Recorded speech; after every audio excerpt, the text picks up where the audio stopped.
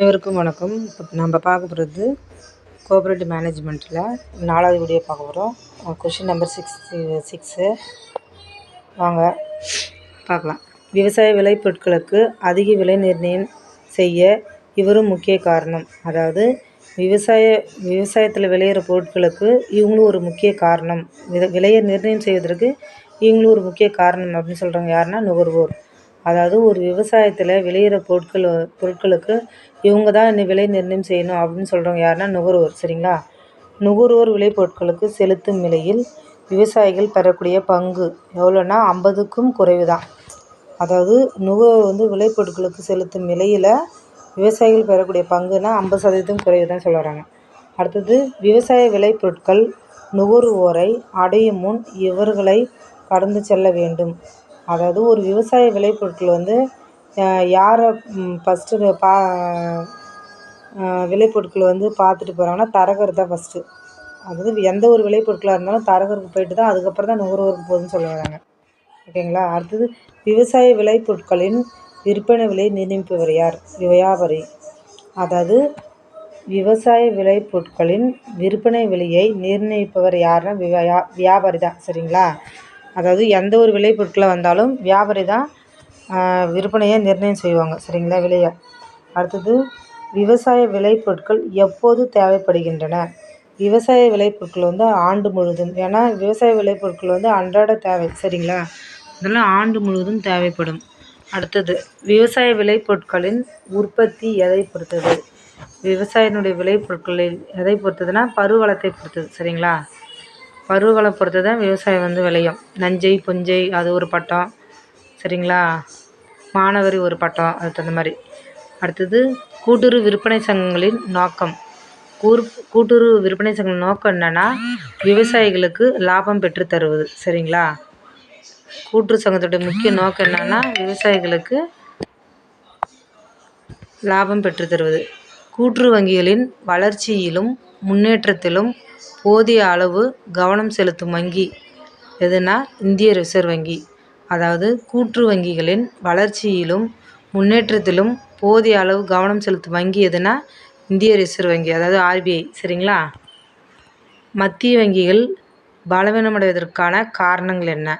அதாவது ஒரு மத்திய வங்கி வீழ்ச்சி அடையுதுன்னா அதுக்கு காரணம் என்னன்னு சொல்லி கேட்குறாங்க. 1, வைப்பு நிதி பற்றாக்குறை, பங்கு மூலதன குறைவு, திருப்பி வாராக்கடன். அதாவது வைப்பு நிதி பற்றாக்குறைனா ஒரு டெபாசிட் பண்ணாங்கன்னா குறைவான அமௌண்ட் பண்ணும்போது நஷ்டஈடு ஏற்படுகிறது. அடுத்தது, பங்கு மூலதன குறைவு. ஒரு உறுப்பினர்கள் சேர்றாங்கன்னா அவங்க மூலதன பங்கு உறுப்பினர்கள் கம்மியான முறையில் சேர்ந்தாங்கன்னா அப்போ பங்கு மூலதனம் குறைவாக இருக்கும். சரிங்களா?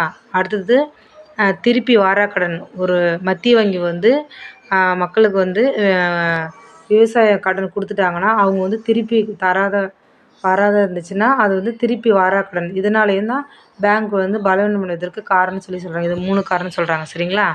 அடுத்தது, பயிர் சாகுபடி பலன் இல்லை, இழப்பு ஏற்பட்டது என்பதற்கான சான்றிதழை யாரிடமிருந்து பெற்றால் வங்கி ஏற்றுக்கொள்ளும்? அப்பகுதியின் மாவட்ட ஆட்சியர். அதாவது ஒரு பயிர் செய்கிறாங்கன்னா பயிர் செய்யும்போது அவங்களுக்கு இழப்பு ஏற்பட்டுருச்சு. சரிங்களா? அப்போ இழப்பு ஏற்பட்டுறதுக்கு அந்த இழப்பு ஏற்படுற பணம் வாங்கணும். அப்படி பேங்க்கு போய் வாங்கணுன்னா யாருடைய அனுமதி சர்டிஃபிகேட் வேணும்னு கேட்குறாங்கன்னா மாவட்ட ஆட்சியர்.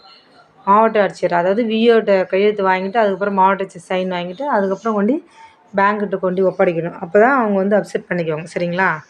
அடுத்தது, கூட்டுறவு விற்பனை சங்க 3 அடுக்கு அமைப்பு முறையை பின்பற்றாத மாநிலம் அது. அதாவது கூட்டுறவு விற்பனை சங்க 3 அடுக்கு அமைப்பு முறையை பின்பற்றாத மாநிலமே தமிழ்நாடு.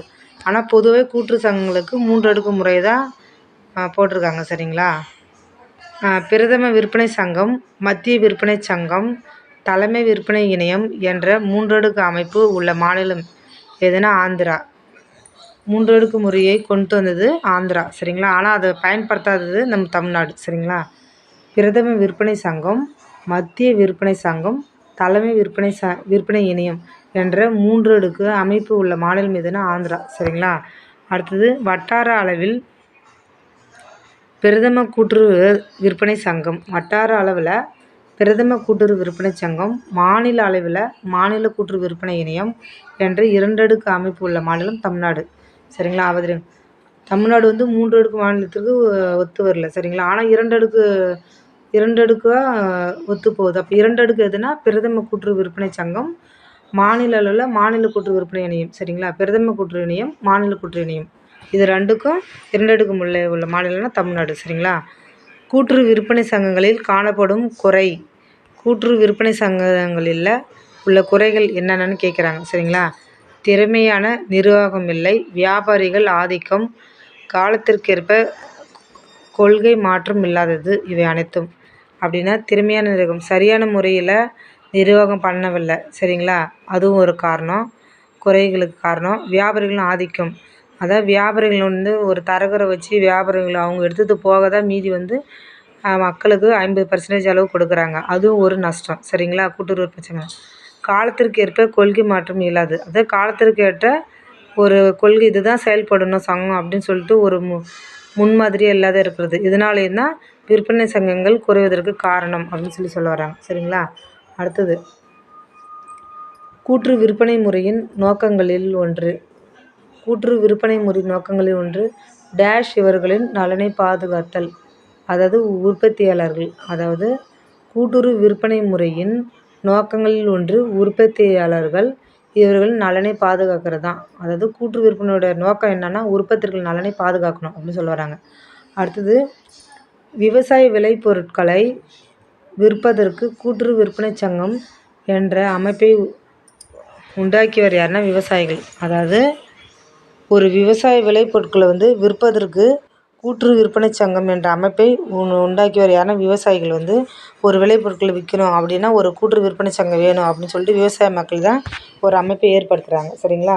அடுத்தது விளைபொருட்களின் விற்பனையில் மிக முக்கிய ஏற்பாடு. விளைபொருட்களின் விற்பனையில் மிக முக்கிய குறைபாடு ஒழுங்குமுறை விற்பனை கூடங்களின் எண்ணிக்கை குறைந்தளவில் இருப்பது. அதாவது ஒரு விளைபொருட்களின் விற்பனையில் மிகவும் ரொம்ப குறைவாக இருந்துச்சுன்னா ஒரு ஒழுங்குமுறை விற்பனை கூடங்களின் எண்ணிக்கை மிக குறைந்ததாக இருக்குன்னு சொல்ல வராங்க சரிங்களா. அதாவது அடுத்த கொஷின், அறுவடை முடிந்த உடனேயே பெரும்பான்மை விவசாயிகள் பொருட்களை விற்பதால் டேஷ் சேமிக்க தேவையான கிடங்கு வசதி விவசாயிகளிடம் இல்லை. அதாவது இப்போ வந்து நெல் அறுவடை செஞ்சிட்டாங்கன்னா அவங்க வந்து உடனே போய் மண்டியில் போட்டுறாங்க. ஏன்னா அவங்கள்ட்ட ஒரு சேமித்து வைக்கிற அளவுக்கு ஒரு கிடங்கு வசதி கூடாரம் மாரி எதுவும் இல்லை. அதனால தான் உடனே வந்து மண்டியில் போட்டுறாங்க சரிங்களா. சேமித்து வைக்க முடியல, அதான் சொல்லியிருக்காங்க. சேமிக்க தேவையான கிடங்கு வசதி விவசாயிகளிடம் இல்லை அப்படின்னு சொல்கிறாங்க. அடுத்தது அடுக்குமாடி வீட்டு வசதி கூட்டுறவு சங்கம் முதலில் எங்கு தோற்றுவிக்கப்பட்டுள்ளது.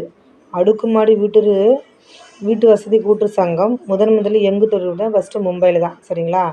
அடுக்குமாடிக்குன்னு ஒரு கூட்டுறவு சங்கம் தொடங்கினது எங்கன்னா மும்பையில். அடுத்தது 1912ஆம் ஆண்டில் முதலாக எந்த நகரில் சரஸ்வத் கூட்டுறவு வீட்டு வசதி சங்கம் என்ற பெயரில் ஒரு சங்கம் தோற்றுவிக்கப்பட்டுள்ளது.